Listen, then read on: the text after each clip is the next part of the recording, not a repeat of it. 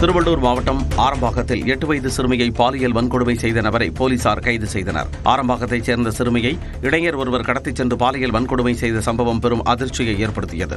இச்சம்பவத்தின் CCTV காட்சிகள் வெளியான நிலையில் 20 தனிப்படைகள் அமைத்து போலீசார் குற்றவாளியை தேடி வந்தனர். இந்நிலையில் ஆந்திர மாநிலம் சூலூர்பேட்டை ரயில் நிலையத்தில் வைத்து அந்த இளைஞரை போலீசார் கைது செய்தனர். அசாமைச் சேர்ந்த அந்த இளைஞர் சூலூர்பேட்டை பைபாஸ் சாலையில் உள்ள பஞ்சாபி தபாவில் வேலை செய்து வந்தது தெரியவந்தது. இளைஞரிடம் இருந்து கைப்பற்றப்பட்ட செல்போனை கொண்டு போலீசார் விசாரணையை முடுக்கிவிட்டுள்ளனர்.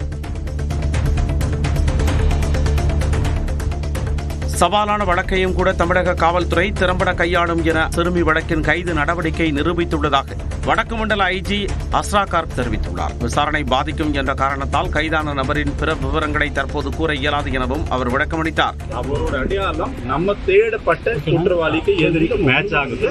சில விஷயங்கள் கொஞ்சம் மேட்ச் ஆகுது. அது எல்லாமே நம்ம இப்போ சொன்னா அது இன்வெஸ்டிகேஷன் பாதிப்படும். கைதான இளைஞர் வேலை பார்த்த ஆந்திர மாநிலம் சூலூர்பேட்டை பைபாஸ் சாலையில் உள்ள பஞ்சாபி தபாவிலும் காவல்துறையினர் விசாரணை மேற்கொண்டனர். சென்னை அப்பல்லோ மருத்துவமனையில் முதலமைச்சர் மு க ஸ்டாலின் 6வது நாளாக சிகிச்சை மேற்கொண்டு வருகிறார். லேசான தலை சுற்றல் காரணமாக கடந்த திங்கட்கிழமையன்று மருத்துவமனையில் அனுமதிக்கப்பட்ட முதலமைச்சர் 3 நாட்கள் மருத்துவ கண்காணிப்பில் இருக்க மருத்துவர்கள் அறிவுறுத்தினர். பிறகு அவருக்கு மேற்கொள்ளப்பட்ட ஆன்ஜியோ சோதனையில் உடல்நிலை இயல்பாக இருப்பது தெரிய வந்திருப்பதாக மருத்துவர்கள் தெரிவித்தனர். இந்நிலையில் முதலமைச்சரை துணை முதலமைச்சர் உதயநிதி ஸ்டாலின், சபாநாயகர் அப்பாவு உள்ளிட்டோர் சந்தித்தனர். திருப்போரூரில் இருந்து அன்புமணி நடைப்பயணம் தொடங்கிய நிலையில் அவர் மேற்கொண்டு நடைப்பயணத்திற்கு மேற்கொள்ள தமிழ்நாடு காவல்துறை அனுமதி மறுத்துள்ளது. இது தொடர்பாக மாவட்ட காவல் கண்காணிப்பாளர்கள் மற்றும் ஆணையர்களுக்கு தமிழக டிஜிபி கடிதம் எழுதியுள்ளார். அதில் அன்புமணியின் உரிமை மீட்பு நடைப்பயணத்திற்கு வழங்கப்பட்ட அனுமதியை ரத்து செய்யக்கோரி உத்தரவு பிறப்பித்துள்ளார். கட்சி நிறுவனர் ராமதாஸ் அனுமதி இல்லாமல் நடத்தப்படக்கூடிய இந்த நடைப்பயணத்தால் இரு தரப்பினரிடையே மோதல் ஏற்பட்டு சட்டம் ஒழுங்கு பிரச்சனை ஏற்பட வாய்ப்பு இருப்பதால் அனுமதி ரத்து செய்யப்படுவதாக தெரிவிக்கப்பட்டுள்ளது. பிரதமர் நரேந்திர மோடி 2 நாள் பயணமாக இன்று தமிழ்நாடு வரவுள்ளார். இரவு 8:30 மணிக்கு நடைபெறும் நிகழ்ச்சியில் 451 கோடி ரூபாய் மதிப்பீட்டில் விரிவாக்கம் செய்யப்பட்ட தூத்துக்குடி விமான நிலையத்தை பிரதமர் நரேந்திர மோடி நாட்டிற்கு அர்ப்பணிக்கிறார். இரவு திருச்சியில் தங்கும் பிரதமர் மோடி நாளை நண்பகல் 12 மணிக்கு கங்கை கொண்ட சோழபுரம் கோவிலில் வழிபாடு நடத்துகிறார். ராஜேந்திர சோழனின் நினைவு நாணயத்தை வெளியிடும் பிரதமர் மோடி இளையராஜா இசை நிகழ்ச்சியையும் காணவிருக்கிறார். நாளை பிற்பகல் 2:25 மணிக்கு திருச்சியில் இருந்து விமானம் மூலம் டெல்லி புறப்படுகிறார்.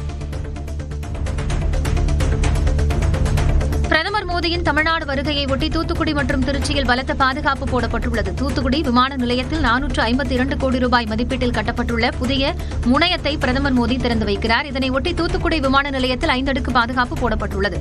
இதேபோன்று திருச்சி விமான நிலையத்தில் பிரதமரின் தனி பாதுகாப்பு பிரிவு அதிகாரிகள் பாதுகாப்பு பணியில் ஈடுபட்டுள்ளனர். பிரதமர் நரேந்திர மோடி வருகையொட்டி அரியலூர் மாவட்டம் பொன்னேரியில் ஹெலிபேட் அமைக்கக்கூடிய பணி இரவோடு இரவாக நடைபெற்றது. கங்கை கொண்ட சோழபுரத்தில் ஹெலிகாப்டர் மூலமாக பிரதமர் வந்து இறங்குவதற்கான ஏற்பாடுகள் செய்யப்பட்டு ஒத்திகை நடைபெற்றது. அப்போது அதன் அருகே மின்னழுத்த கோபுரம் மற்றும் கம்பிகள் இருப்பதால் ஹெலிகாப்டர் இறங்குவதில் சிரமம் இருந்ததாக கூறப்பட்டது. இந்நிலையில் பொன்னேரியில் ஹெலிபேட் அமைக்கக்கூடிய பணி நடைபெற்ற நிலையில் இது கூடுதல் தளமா அல்லது இடமாற்றமா என கேள்வி எழுந்துள்ளது.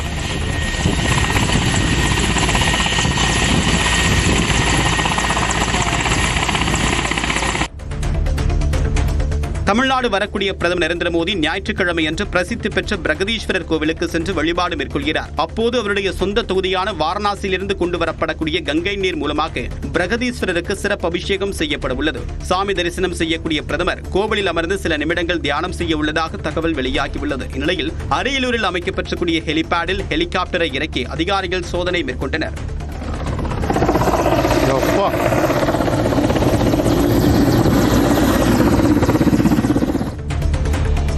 பிரதமர் நரேந்திர மோடியை சந்திப்பது இன்னும் உறுதியாகவில்லை என்று அதிமுக பொதுச் செயலாளர் எடப்பாடி பழனிசாமி தெரிவித்துள்ளார். தமிழகம் வரக்கூடிய பிரதமரை சந்திக்க இருப்பதாக தகவல் வெளியான நிலையில் அவர் இவ்வாறு கூறினார். இதுவரை இன்னும் நாங்கள் இன்னும் அவருடைய புரோகிராமே முழுசா தெரியல. இன்னும் அவருடைய பத்திரிகையில் தான் வந்திருக்குது. அதிகாரப்பூர்வமாக எங்களுக்கு இன்னும் கிடைக்கல. எந்தெந்த நேரத்தில் எந்தெந்த பகுதிக்கு அவர் வராங்கன்னு முழு விவரங்கள் கிடைக்கப்பட்ட பிறகு அந்த முழு விவரமே கிடைச்சா தானே அப்பாயின்மெண்ட் எந்த இடத்துல நம்ம கேட்க முடியும். பிரதமரை சந்திக்க உள்ளதாக கூறப்படக்கூடிய 13 பேர் கொண்ட பட்டியலில் ஓ பன்னீர்செல்வத்தின் பெயர் இடம்பெறாததால் அவருடைய சந்திப்பு உறுதியாகவில்லை. பிரதமர் மற்றும் ஓ பன்னீர்செல்வம் சந்திப்பு பற்றி தனக்கு தெரியாது என்று தமிழக பாஜக தலைவர் நைனா நாகேந்திரனும் விளக்கம் அளித்துள்ளார். தங்களை வரவேற்கவும் வழி அனுப்பவும் தனக்கு அனுமதி கிடைத்தால் அது தன்னுடைய பாக்கியம் என்று பிரதமருக்கு ஓ பன்னீர்செல்வம் முன்னதாக கடிதம் எழுதியிருந்தது குறிப்பிடத்தக்கது. புதுக்கோட்டையில் புதிய பரப்புரை திட்டத்தை அதிமுக பொதுச் செயலாளர் எடப்பாடி பழனிசாமி தொடங்கி வைத்தார். மக்களை காப்போம், தமிழகத்தை மீட்போம் என்ற தலைப்பில் எடப்பாடி பழனிசாமி சுற்றுப்பயணம் மேற்கொண்டு வருகிறார். தற்போது புதுக்கோட்டை மாவட்டத்தில் பரப்புரை செய்து வரும் அவர் உருட்டுகளும் திருட்டுகளும் என்கிற பெயரில் புதிய பரப்புரை திட்டத்தை தொடங்கி வைத்தார்.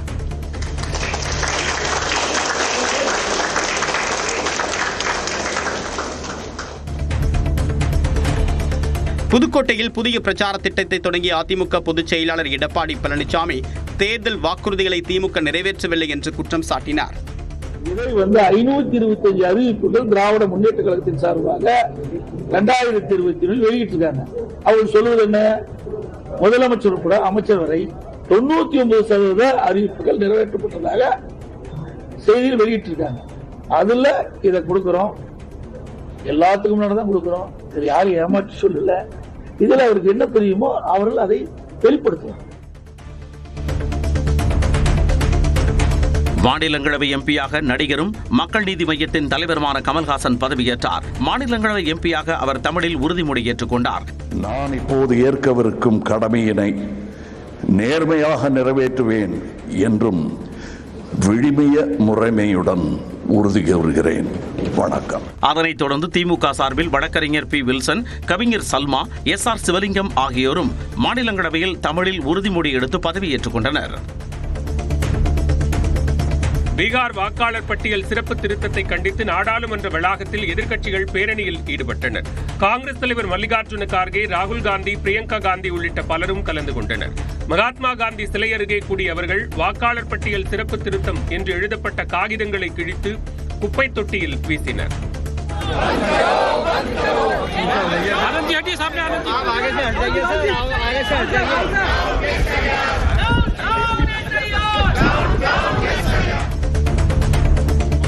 நாடாளுமன்றத்தின் இரு அவைகளும் 5வது நாளாக முடங்கின. ஆபரேஷன் சிந்தூர் மற்றும் பீகார் வாக்காளர் பட்டியல் சிறப்பு திருத்தம் உள்ளிட்டவற்றுக்கு மத்திய அரசு விளக்கம் தர எதிர்க்கட்சிகள் வலியுறுத்தி வருகின்றன.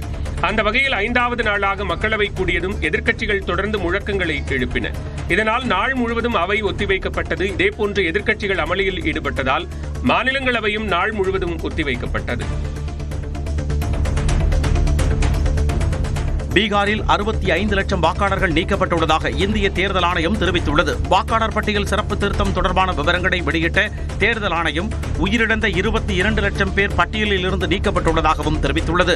7 லட்சம் பேருக்கு ஒன்றுக்கு மேற்பட்ட இடங்களில் வாக்குரிமை இருந்ததால் நீக்கியதாகவும் விளக்கமளித்துள்ளது. 35 லட்சம் வாக்காளர்கள் எங்கு இருக்கிறார்கள் என்ற விவரம் தெரியவில்லை என்றும் இந்திய தேர்தல் ஆணையம் தெரிவித்துள்ளது. பீகார் வாக்காளர் விவகாரத்தில் பாஜகவுக்கு ஆதரவான நிலையை ஏற்படுத்த தேர்தல் ஆணையம் முயற்சிப்பதாக குற்றம் சாட்டியுள்ள முதலமைச்சர் மு க ஸ்டாலின் நெருப்புடன் விளையாட வேண்டாம் என்றும் எச்சரித்துள்ளார். தன்னுடைய எக்ஸ் பக்க பதிவில் ஒரு காலத்தில் தனக்கு எதிராக வாக்களித்த மக்கள் தற்போதும் அதே நிலைப்பாட்டை எடுத்திருப்பதை அறிந்த மத்திய அரசு அவர்களின் பெயர்களை வாக்காளர் பட்டியலிலிருந்து நீக்கி அவர்கள் வாக்களிப்பதை தடுக்க முயற்சிப்பதாக சாடியுள்ளார். ஜனநாயக ஆயுதங்களை பயன்படுத்தி தமிழ்நாடு முழு பலத்துடன் குரல் எழுப்பும் என்றும் குறிப்பிட்டுள்ளார்.